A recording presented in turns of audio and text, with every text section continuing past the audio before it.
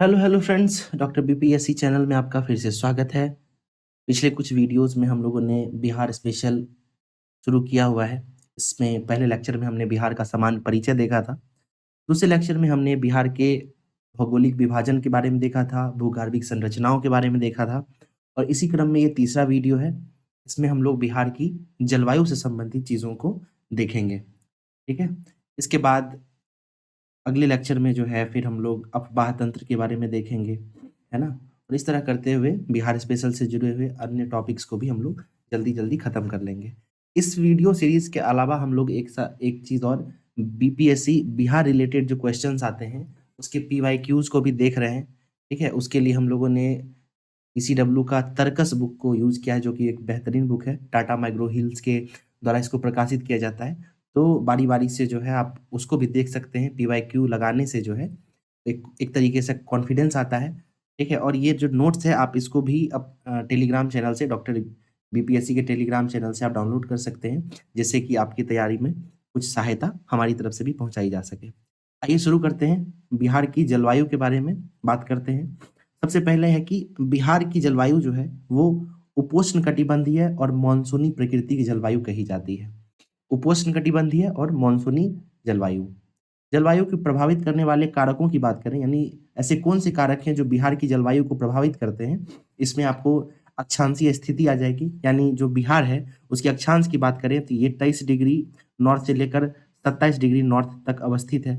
वहीं इसके देशांतर स्थिति की बात करें तो बिहार जो है वो 83 डिग्री से लेकर 88 डिग्री ईस्ट जो है यहाँ पे अवस्थित है। तो ये जो स्थिति है बिहार की, वो कहीं न कहीं बिहार की जलवायु को निर्धारित करती है। इसके बाद हिमालय की उपस्थिति की बात करें, तो जैसा कि आपको पता होगा कि ये हमारा इस तरीके से यहाँ पे बिहार है, तो बिहार के उत्तर की तरफ जो है, यहाँ पे जो नेपाल का क्षेत्र है, ये कहीं न कहीं हिमालय क्षेत्र पाया जाता है। तो ये जो हिमालय क्षेत्र है, वो उत्तर से आने वाली साइबेरियाई हवाओं को रोककर बिहार को जो है एक खास प्रकार से सुरक्षित रखता है, ठंडी जलवायु से बचाता है। वहीं कहीं न कहीं यही हिमालय जो है वो मानसूनी हवाओं को भी मोड़ने का काम करता है। तो इसलिए कहा जा सकता है कि बिहार की जलवायु को प्रभावित करने वाले कारकों में हिमालय की उपस्थिति भी एक प्रमुख कारक है। वहीं बंगाल की खाड़ी से दूरी की बात करें तो बिहार जो है वो बंगाल की खाड़ी से 200 किलोमीटर की दूरी पर है, ठीक है? इसी वजह से जो है बंगाल की खाड़ी में अगर कोई डिस्टर्बेंस आता है, किसी प्रकार का वहाँ पे चक्रवात आता है, तो उसका प्रभाव भी बिहार में देखने के लिए मिलता है। इसके अलावा उच्चावच की बात करें तो उच्चावच अर्थात बिहार में जो है विभिन्न प्रकार के भौगोलिक अवस्थितियाँ पाई जाती हैं। जैसे हम लोगों ने देखा था कि बिहार का जो इधर वाला पश्चिम चंपारण वाला क्षेत्र है, ये कहीं न कहीं पहाड़ी इलाका पड़ता है। वहीं निचला भाग जो है वो यहाँ पे पठारी भाग है, बीच का भाग जो है ये मैदानी भाग है। तो ये जो विभिन्न प्रकार के उच्चावच पाए जाते हैं, ये भी कहीं न कहीं बिहार की जलवायु को प्रभावित करते हैं। फिर मानसून के बारे में बात की जाए तो बिहार जो है यहाँ पे जून से लेकर सितंबर तक जो है मानसून का प्रभाव रहता है। मानसून के कारण यहाँ अत्यधिक मात्रा में बारिश होती है और इस वजह से भी जो है बिहार की जलवायु प्रभावित रहती है। इस तरीके से हम लोगों ने बिहार की जलवायु को प्रभावित करने वाले कारकों को देखा। एक बार रिपीट कर देते हैं। बिहार की जलवायु की बात की जाए तो ये उपोष्णकटिबंधीय और मानसून प्रकृति की जलवायु है। बिहार की जलवायु को प्रभावित करने वाले कारकों की जहाँ तक बात की जाए तो इसमें अक्षांशीय स्थिति है। इसके अलावा हिमालय की उपस्थिति है, बंगाल की खाड़ी से दूरी है, उच्चावच है और मानसून है। ठीक है? इसके अलावा देखिए अगर आप पीवाईक्यू लगाएँगे तो उसमें देखेंगे कि बिहार की जलवायु के वर्गीकरण से संबंधित कई सवाल पूछे जाते हैं, जिसमें से कोपेन के वर्गीकरण को, त्रिवार्था के वर्गीकरण को और थॉर्नवेट की वर्गीकरण को पूछा जाता है, कई बार पूछा जाता है। इसे आप याद रखेंगे कि जो ये कोपेन है, त्रिवार्था और थॉर्नवेट है, ये सभी मौसम वैज्ञानिक थे। इन्होंने विश्व के जलवायु को विभाजित करते हुए एक अलग-अलग जो है कोडिंग दिया था, ठीक है? और उसी के आधार पर जो है अलग-अलग क्षेत्र की जलवायु का वर्गीकृत किया गया है। बिहार के क्षेत्र की बात की जाए तो बिहार जो है ये इसकी जलवायु को 2 भागों में बाँट कर देखा जाता है, उत्तर बिहार और दक्षिण बिहार, ठीक है? नॉर्थ बिहार और साउथ बिहार। उत्तर बिहार कौन-सा है? गंगा नदी के उत्तर का क्षेत्र और दक्षिण बिहार है गंगा नदी से दक्षिण का क्षेत्र। उत्तर बिहार की जलवायु की बात करें तो कोपेन के नज़रिए से ये सीडब्ल्यूजी प्रकार की जलवायु पाई जाती है। वहीं दक्षिण बिहार की बात करें तो ये एडब्ल्यू प्रकृति की जलवायु पाई जाती है। वहीं त्रिवार्था की बात करें तो इन्होंने उत्तरी बिहार को सीएडब्ल्यू नाम से डिनोट किया है। वहीं दक्षिण बिहार की बात करें तो ये एडब्ल्यू प्रकार का है। वहीं थॉर्नथवेट की बात करें तो उत्तर पश्चिम संकीर्ण क्षेत्र जो है उसे CBW के नाम से इन्होंने चिन्हित किया है, वहीं शेष बिहार जो है वो CAW नाम से है। अब ध्यान रखेंगे इसमें से कम कोपेन का वर्गीकरण इसे जरूर याद रखेंगे, जो उत्तर बिहार को CWG और दक्षिण बिहार को AW नाम से वर्गीकृत करते हैं।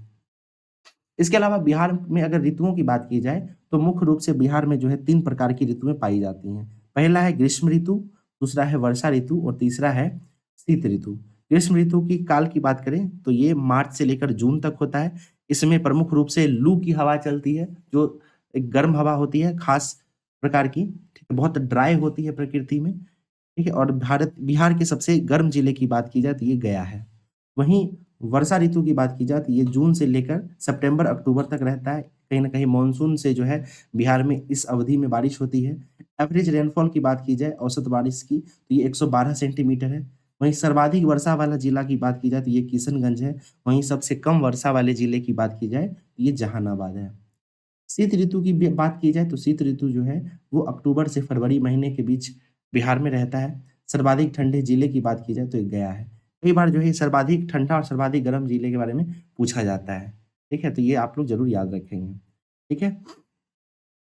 चलिए, जलवायु जब हम लोग देख ही रहे हैं तो उसी में हम लोग कृषि जलवायु क्षेत्र के बारे में भी देख लेते हैं, क्योंकि बिहार जो है वो कृषि प्रधान राज्य है, इसलिए बिहार की में जो जलवायु है उसके आधार पर कृषि के क्षेत्रों को भी 3 भागों में बाँटा गया है, ठीक है? ये 3 भाग कौन से हैं? ज़ोन 1, ज़ोन 2 और ज़ोन 3, और यही ज़ोन 3 जो है इसे ए और बी में फिर से पुनः विभाजित किया गया है। तो इसे ही हम लोग देखेंगे। आइए शुरू करते हैं। बिहार में कृषि की दशाओं एवं फसल वर्गीकरण के आधार पर कृषि जलवायु क्षेत्र को 3 भागों में विभाजित किया गया है। तो पूछ सकता है आपको कि कृषि जलवायु क्षेत्रों को कितने भागों में विभाजित किया गया है बिहार में? तो ये 3 भागों में विभाजित किया गया है। 3 भाग कौन से हैं? ज़ोन 1, ज़ोन 2 और ज़ोन 3। इस मैप की सहायता से आप इसे समझ सकते हैं। अब गौर करेंगे, ये जो स्काई ब्लू कलर में जो डिनोट किया गया है, ये ज़ोन 1 है, ठीक है? ज़ोन 1 है और इसमें कुल मिलाकर 13 जिले अवस्थित हैं। ज़ोन 1 इसमें 13 जिले हैं। फिर ज़ोन 2 की बात की जाए तो ये उत्तर-पूर्व का जो कुछ जिले हैं, वहाँ उनको मिलाकर ज़ोन 2 बनाया जाता है। इसमें कुल मिलाकर 8 जिले हैं। ये भी पूछा जाता है आपको कि ज़ोन 1 ये किस तरफ है? तो आप याद रखेंगे कि नॉर्थ वेस्ट जो क्षेत्र है, वहाँ ज़ोन 1 है। इसमें कुल मिलाकर 13 जिले हैं। वहीं ज़ोन 2 की बात की जाए तो ये उत्तर-पूर्व में है, नॉर्थ ईस्ट में। इसमें कुल मिलाकर 8 जिले हैं। वहीं ज़ोन 3 की बात की जाए तो दक्षिण गंगा के मैदान या गंगा से जो नीचे का जितना भी जिला है, वो सभी जो है ज़ोन 3 में आता है, ठीक है? ये सभी ज़ोन 3 में आता है, लेकिन ज़ोन 3 चूँकि बहुत बड़ा हो जाता है, इसलिए इसे 2 भागों में बाँटा जाता है, ज़ोन 3 का ए और ज़ोन 3 का बी। ज़ोन 3 का ए की बात की जाए, ज़ोन 3 ए की, तो इसमें जो है दक्षिण पूर्व के जिले आते हैं, दक्षिण पूर्व के, साउथ ईस्ट के जिले आते हैं। इसमें कुल मिलाकर 6 जिले हैं। वहीं ज़ोन 3 बी की बात की जाए, तो इसमें 11 जिले हैं और ये दक्षिण-पश्चिम के जिले हैं, ठीक है? पुनः एक बार देख लेते हैं यहीं पर। ज़ोन 1 की बात की जाए तो ये किस क्षेत्र में पाया जाता है बिहार के मैप में? तो ये नॉर्थ वेस्ट में पाया जाता है, उत्तर-पश्चिम में। इसमें कुल मिलाकर 13 जिले अवस्थित हैं, ठीक है? 13 जिले। वहीं ज़ोन 2 की बात की जाए तो ये नॉर्थ ईस्ट में अवस्थित है, नॉर्थ ईस्ट में, ठीक है? और इसमें कुल मिलाकर कितने जिले हैं? तो इसमें 8 जिले हैं। वहीं ज़ोन 3 की बात की जाए तो गंगा से दक्षिण की तरफ का जितना भी जिला है, वो ज़ोन 3 में आता है। और ये जो है, चूँकि ज़ोन 3 काफ़ी बड़ा हो जाता है, इसलिए वैज्ञानिकों ने इसे ज़ोन 3 ए और फिर ज़ोन 3 बी में पुनः विभाजित किया है। ज़ोन 3 ए की बात की जाए तो इसमें 6 जिले हैं, वहीं ज़ोन 3 बी की बात की जाए तो इसमें 11 जिले हैं, ठीक है? इस तरीके से जो है आप लोग इसे याद रख सकते हैं। यहाँ पर ज़ोनल वाइज़ जो है अलग-अलग जिलों का जानकारी दी गई है। इसे आप 1-2 बार देखेंगे तो ये क्लियर हो जाएगा। आइए देखते हैं, ज़ोन 1 की बात की जाए तो अभी हम लोगों ने देखा था कि ये उत्तर-पश्चिम के क्षेत्र के कुल 13 जिलों से मिलकर बना है, जिसमें पश्चिम चंपारण, पूर्वी चंपारण, शिवहर, सीतामढ़ी, मधुबनी, गोपालगंज, सिवान, सारण, मुज़फ्फरपुर, दरभंगा, वैशाली, समस्तीपुर और बेगूसराय है। ठीक है? तो ये सब जिले मिलकर जो है ज़ोन 1 का निर्माण करते हैं। इस क्षेत्र की अगर विशेषताओं की बात की जाए तो इसमें औसत वर्षा 105 से 145 सेंटीमीटर तक होती है। यहाँ पर खादर प्रकार की मिट्टी पाई जाती है। ठीक है? मुख्य फसलों की बात की जाए तो इसमें गन्ना, धान, गेहूँ, अरहर, मक्का आदि इस क्षेत्र में प्रमुखता से पाए जाते हैं। वहीं ज़ोन 2 की बात की जाए तो ये बिहार के नक्शे पे अगर देखा जाए तो ये उत्तर-पूर्व में अवस्थित है। ठीक है? उत्तर-पूर्व में ज़ोन 2 अवस्थित है। इसमें कुल मिलाकर 8 जिले हैं। 8 जिलों की अगर बात की जाए तो इसमें सुपौल है, अररिया है, किशनगंज है, सहरसा है, कटिहार है, खगड़िया है, पूर्णिया है और मधेपुरा है। इस क्षेत्र में औसत वर्षा की बात करें तो ये 120 से 140 सेंटीमीटर तक होती है और मुख्य फसलों की बात करें तो इसमें जूट है, धान है, चाय है, मक्का है, ठीक है? तो ये सब जो है आपको ज़ोन 2 में पाया जाता है। वहीं ज़ोन 3 की बात की जाए तो इसमें कुल मिलाकर जो है 17 जिले हैं, लेकिन ज़ोन 3 को चूँकि 2 भागों में विभाजित किया गया है तो उसे हम लोग विभाजित करते हुए पढ़ेंगे।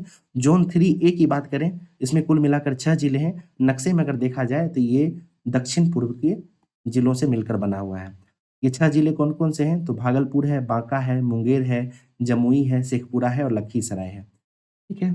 वहीं ज़ोन 3 बी की बात की जाए तो ये जो है दक्षिण-पश्चिम की तरफ के जो जिले हैं उनसे मिलकर बना हुआ है। ये कुल मिलाकर 11 जिले हैं इसमें बक्सर, भोजपुर, पटना, अरवल, जहानाबाद, नालंदा, कैमूर, रोहतास, औरंगाबाद, गया और नवादा। ये 11 जिले मिलकर ज़ोन 3 बी का निर्माण करते हैं।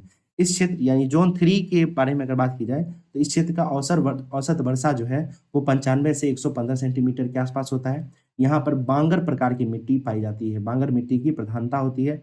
मुख्य फसलों की बात करें तो इसमें गेहूँ है, दाल है, अरहर है, चना है, ठीक है? तो इस तरीके से हम लोगों ने बिहार की जलवायु और कृषि जलवायु क्षेत्र के बारे में देखा है। यहाँ से हर बार बीपीएससी में एक ना एक प्रश्न पूछा ही जाता है, इसलिए इसे आप लोग ज़रूर ध्यान रखें, ठीक है? सबसे पहले इसमें याद करने वाली क्या-क्या चीज़ें हैं मैं बता देता हूँ।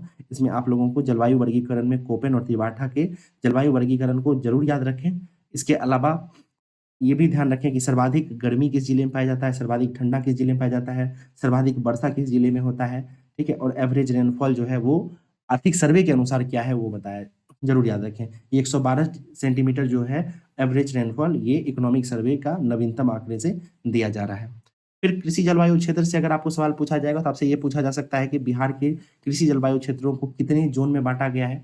ये आप बता सकते हैं कि 3 ज़ोन में बाँटा गया है। ठीक है? वहीं फिर आपको बताएगा पूछा जा सकता है कि ज़ोन 1, ज़ोन 2 या ज़ोन 3 है, ये बिहार के नक्शे में किस तरफ पाया जाता है? ठीक है? तो डायरेक्शन पूछा जा सकता है, ये डायरेक्शन बताएँगे। इसके अलावा आपको ज़ोन 1 में कितने जिले हैं, ज़ोन 2 में कितने जिले हैं या ज़ोन 3 में कितने जिले हैं, ये सभी पूछा जा सकता है, इसे भी आप लोग याद रखें। हो सकता है आपको 2-4 जिलों का ग्रुप दे दे, नाम दे दे और आपसे पूछा जाए कि ये जो जिले दिए गए हैं, ये कृषि जलवायु क्षेत्र के किस ज़ोन में आते हैं, तो आपको ये भी चिह्नित करना पड़ेगा। ठीक है? तो इस तरीके से जो है बिहार का जलवायु जो है वो समाप्त होता है। इस वीडियो को आप रिवीजन पर्पज़ से देखें 1.25 1.5 के स्पीड से इसे आप बार-बार देखेंगे तो याद हो जाएगा आपको, ठीक है? और नोट्स जो है इसे हमारे टेलीग्राम चैनल पे अपलोड कर दिया गया है, वहाँ से आप इसे डाउनलोड कर सकते हैं। अगले वीडियो में हम लोग बिहार के अफवाह तंत्र की बात करेंगे, तो मिलते हैं अगले वीडियो में, तब तक के लिए गुड बाय।